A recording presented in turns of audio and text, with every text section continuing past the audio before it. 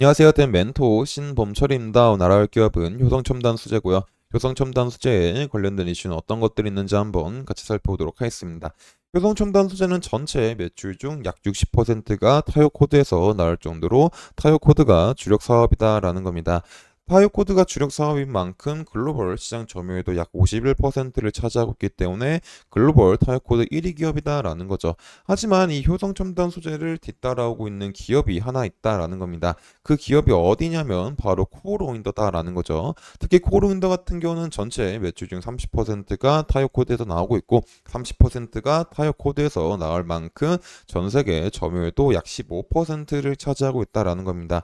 물론 단순하게 점유율만 봤었을 때 효성 첨단 소재가 코어로윈더를 압도하고 있는 상황이지만은 이 수치는 내연기관차와 전기차를 다 합친 수치고 전기차 타이어 코드만 따로 봤었을 때는 아직까지는 이 승부가 나지 않았다라는 겁니다.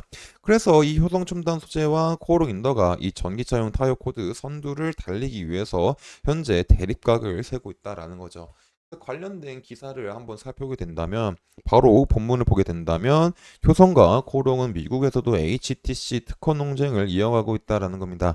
코오롱 인더스트리는 지난달 미국 캘리포니아 중앙지방법원에 효성 첨단 소재 상대로 HTC 특허 침해 소송을 제기했다. 한국에서 문제가 되고 있는 특허랑 다른 종류의 특허로 이번 판결이 미국 소송에 영향을 미치지 않을 것으로 예상이 된다라는 겁니다. 여기서 이제 한국에서 문제가 되고 있는 특허랑 다른 종류의 특허가 어떤 거냐면은 일단 효성 첨단 소재와 코롱 인더스트리가 이 HTC로 대립각을 세운 건 처음이 아니다라는 거겠죠. 그럼 언제 대립각을 처음에 세웠냐면은 효성 첨단 소재가 2015년도에 코롱 인더스트리가 등록한 하이브리드 섬유 코드나 그 제작 방법에 대한 특허가 기존 기술과 비교해 봤을 때 전혀 새롭지 않다라는 이유로 특허 보유를 주장했다라는 거죠. 하지만 결국에 효성첨단 소재가 주장했었던 특허 무효는 받아들여지지 않았다라는 겁니다. 결국 이제 이런 대립각이 2015년도부터 현재까지 이어지고 있다라는 거겠죠. 결국 이제 이 대립각을 세우고 있었던 이유는 앞서 말했듯이 양사 간의 특허 분쟁이 발발한 이유는 성장 가능성이 큰 HT 시장 주도권을 차지하기 위해서다라는 겁니다. 결국 이 HTC 같은 경우는 하이브리드 섬이다 보니까는 이 전기차용 타이어에 사용되는 하이브리드 타이어 코드, 즉 전기차용 타이어 코드다라는 겁니다. 그리고 이제 앞으로 이 전기차에 대한 시장이 커지면 커질수록 내연기관차에 대한 타이어 코드가 사용되는 게 아니라 전기차 전용 타이어 코드가 이제 사용될 예정인데 이 ATC 같은 경우는 이제 시장 전망이 아무래도 연평균 7%씩 성장하다 보니까는 이 앞으로 미래 먹거리 사업에서 선두를 놓치고 싶지 않아서 현재 둘이 대립을 세우고 있다라는 겁니다. 그래서 뭐 아직까지 미국에서 일어난 소송 같은 경우는 뭐 초반이고 결과가 나오기에는 이제 조금 기간이 오래 걸릴 수 있는 상황이기 때문에 이런 부분들은 제가 지속적으로 확인을 해가지고 여러분들한테 알려드리도록 하겠습니다. 그래서 효성첨단 소재에 관심이 있으신 분들은 제 영상을 시청해 주시면 좋겠습니다. 또 이제 다른 이슈를 한번 살펴보게 된다면은 이제 지난 시간에도 이제 말했었던 건 이 타이어 코드 중에서 이제 23년도 하반기까지는 이제 재고 문제로 인해서 수요가 별로 없어서 코어로인더든 효성첨단 소재든 이 타이어 코드에 대한 수혜를 많이 못 받지만은 현재 이 북미와 유럽 중심 지역으로 해가지고 재고에 대한 문제가 어느 정도 해소가 되면서 현재 수요가 증가를 하고 있다라는 겁니다. 그래서 이에 따른 이제 효성 첨단 소재가 수혜를 받을 수 있는 상황이 있다라는 거죠. 그리고 내연기관차뿐만 아니라 이제 전기차용 이제 타이어 코드 쪽에서도 수혜를 볼 수 있다라는 겁니다. 특히 이제 전기차 같은 경우는 이제 기존 내연기관차보다 마모 속도가 빠르기 때문에 이제 4, 5년 정도 교체 주기가 빠르다라는 거죠. 그리고 이제 이 전기차가 가장 활발하게 보급했었던 시기를 20년도라고 생각해 본다면 현재 24년도는 20년도로부터 한 4, 5년 정도가 지났다 보니까는 이제 교체 시기가 도래를 했다. 그래서 내연기관차든 전기차든 효성첨단 소재의 효성첨단 소재의 타이어 코드가 수혜를 볼 수 있는 상황이 마련될 수가 있다라는 겁니다. 그리고 또 다른 하나는 이제 가격적인 측면이 있다라는 거죠. 일단 이 내연기관차의 어떤 타이어 코드를 뭐로 만드냐면은 폴리에틸렌으로 만들게 되는데 결국 이 폴리에틸렌으로 만들다 보니까 원재료에 대한 가격이 안정적인 게 굉장히 중요하다라는 겁니다. 근데 이 폴리에틸렌에 대한 가격을 보게 된다면 작년 이제 12월 25일까지 $900까지 형성이 됐다가 올해 2월 26일 날에 $930까지 상승을 했지만 3월 달인 현재 기준해 가지고 $920로 약 $10 하락을 하게 되면서 안정적인 가격을 보여준다라는 겁니다.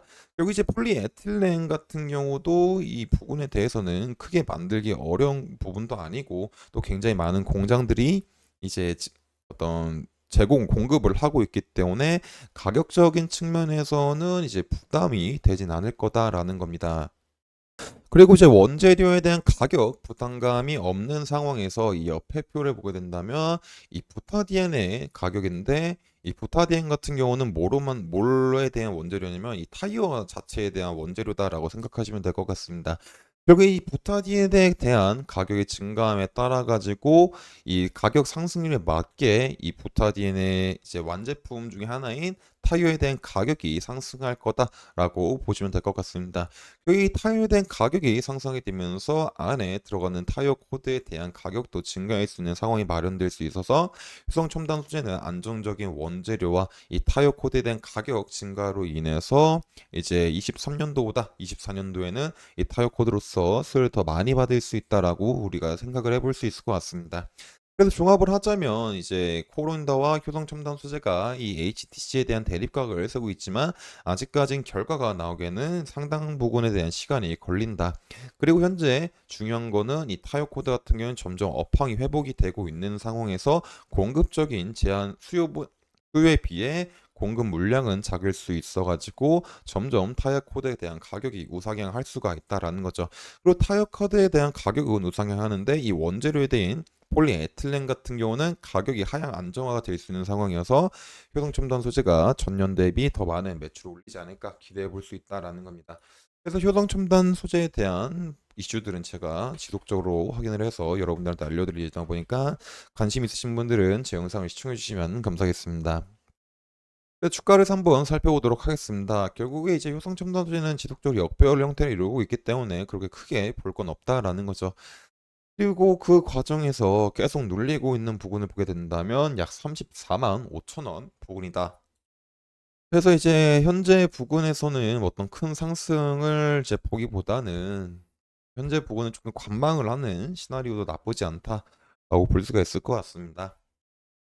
그래서 이제 이런 뭐 하나의 바닥을 만들고 이 두 개의 바닥을 만들면서 이 36만 원 부분을 돌파하는 캔들이 나와주고 여기서 이 35만 5천 원 부분을 안착하게 되면은 뭐 추가적인 반등이 나올 수 있겠지만은 이 추가적인 반등이 나온다고 하더라도 이 38만 원 부분은 역시나 매물대가 있는 부분이다 보니까는 여기서 다시 소폭 눌릴 수가 있는 점을 생각해 보게 된다면 이제 상승 시나리오도 이제 어떤 반등분 정도로 생각해 보면 좋을 것 같습니다.